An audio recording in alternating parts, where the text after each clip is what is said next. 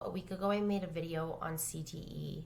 CTE stands for chronic traumatic encephalopathy. Watching the boy that I fell in love with at 15 years old go through this horrible disorder. A big portion of my video got cut out in the middle. I realized after why this video cut.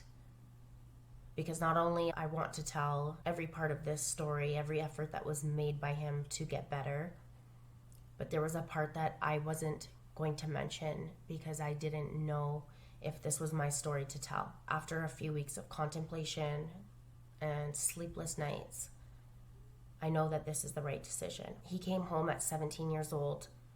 He drove home in a snowstorm. He was playing for the Lethbridge Hurricanes. He left abruptly after only a couple months of being there. This was his dream, to be in the NHL, and there was no explanation as to why he left, other than he wanted to be home with me. But I knew that was a lie. After high school, we spent a year and a half apart. We decided to part ways.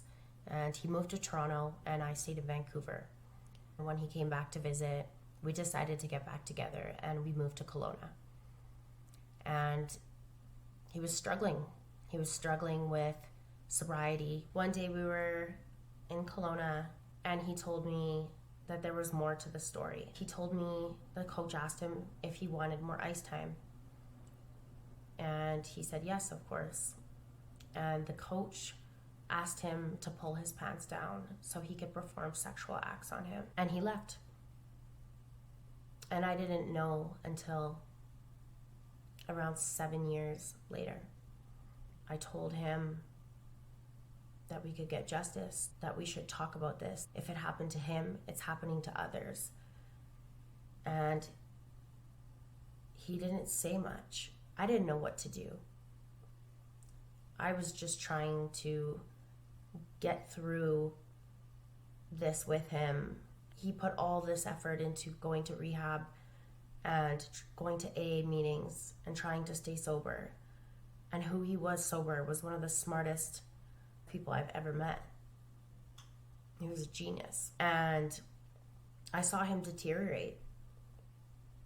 And I didn't know if this was my story to tell. But I've worked with children being a nanny, and I know this is the right thing to do.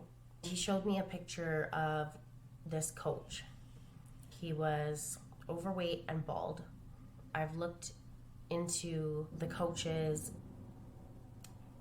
I don't remember the name of who this was. So I'm asking anybody that has gone through abuse within the WHL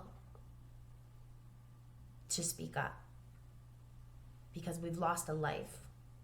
We lost him before he was even an adult. I prayed to him, and he showed me that he is absolutely here. And I believe his energy is with me every day. And I asked him if I should tell this story, and got a pretty clear sign that it is the right thing to do. Anybody, please feel free to message me. I just want justice for Spencer and justice for anybody else this has happened to, and to make sure that this doesn't happen to another child. Thank you for watching.